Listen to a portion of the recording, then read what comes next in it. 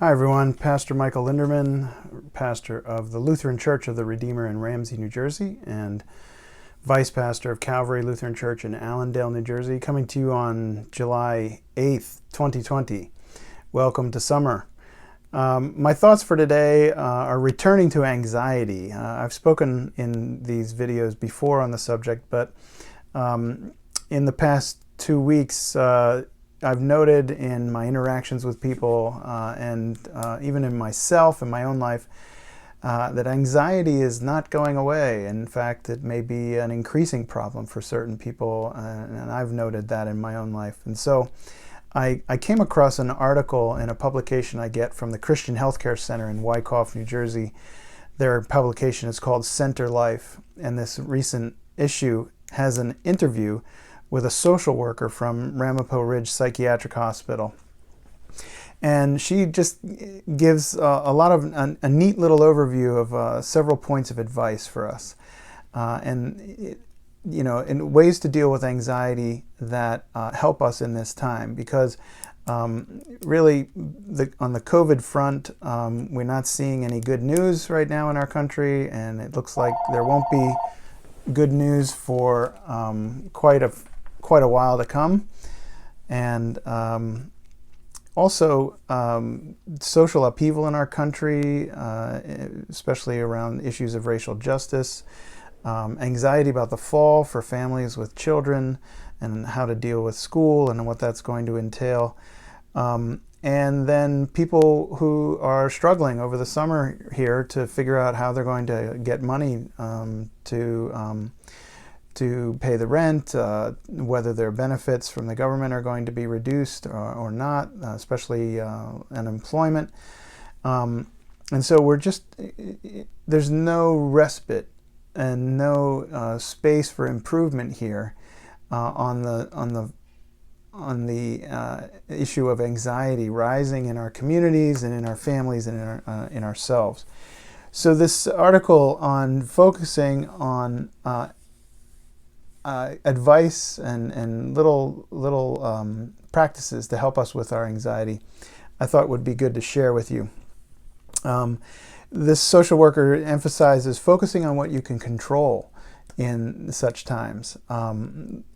She uses the analogy of the weather. You can't control the weather, but you can control what you wear. So you focus on those parts of your life that you have control over, and focus on them and work with them. Be deliberate about how you address those aspects of your life you can control and work on improving those.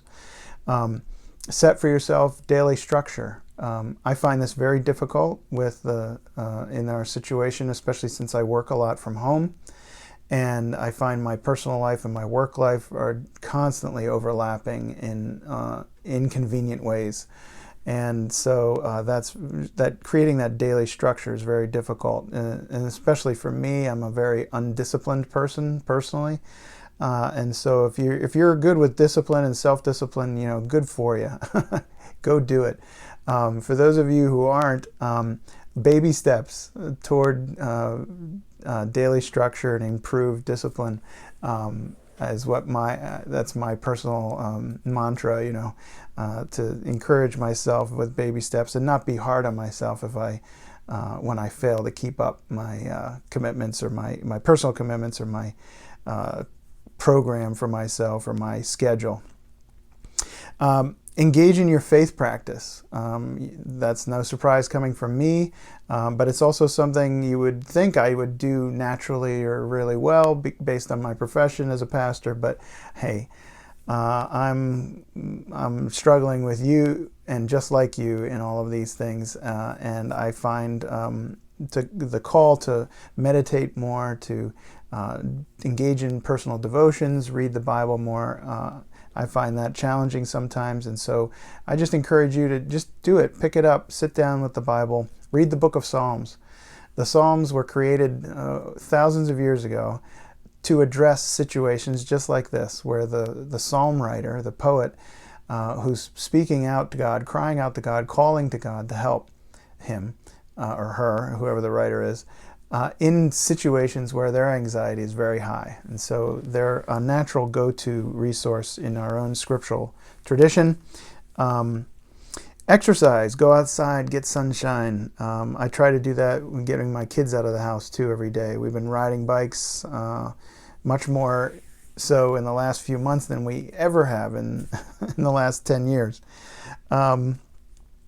Limit your media consumption. I know that's hard. I'm constantly finding myself going to my phone to be distracted because we have a lot of unstructured time now and downtime. There's a lot of spaces in our day, periods of time in our day when there's no structure and our thoughts are just, running in different directions. And we look to the phone and go to the news or whatever, looking to find something to latch onto.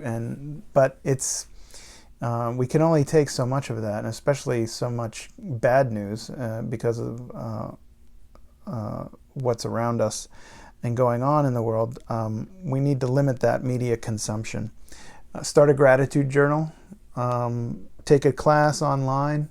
There are lots of free classes. Learn a new language. Get an app that you use on your phone and learn something new. Tour online websites. Museums are offering tours of their collections. Go visit historic places that offer virtual tours. Go on just for kicks, take a tour of a university online, or a famous college, or your alma mater. Engage in puzzles and games, and engage your support system. Really important to reach out to your friends that you keep in contact with, and do that with a positive attitude and looking just for light interaction with them, texting and calling, but very important to remain engaged with your own personal support system. Stay positive. This won't last forever. This was one of the good reminders from the end of the article that I'm sharing with you. Indeed, this will last for a while yet, but it won't last forever.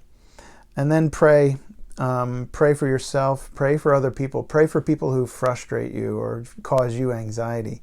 It's a wonderful way to engage your spiritual energy and share it with the universe in a positive way. And it also helps you maintain a human attitude in your feelings toward other people, especially people who frustrate you or who you disagree with or whatever. Praying for them, sending them positive spiritual energy is a wonderful way to keep your grounding and keep your foundation as a child of God, remembering that they are too, and that they're struggling just as much as you are in these unprecedented times and with our challenges. And then finally, reach out to the source of this very article. The Christian Healthcare Center is a resource there for the community. Ramapo Ridge, likewise, where the social worker works. And in our own community of Ramsey, in our area, we have the West Bergen Mental Health. If you feel you could benefit from therapy or counseling with a counselor, they are professionals ready to help you. And it's a wonderful investment of your time and energy. So I encourage you to take advantage of that. And of course, reach out to me if you need. My contact information is on our website at redeemerramsey.org. And have a blessed day.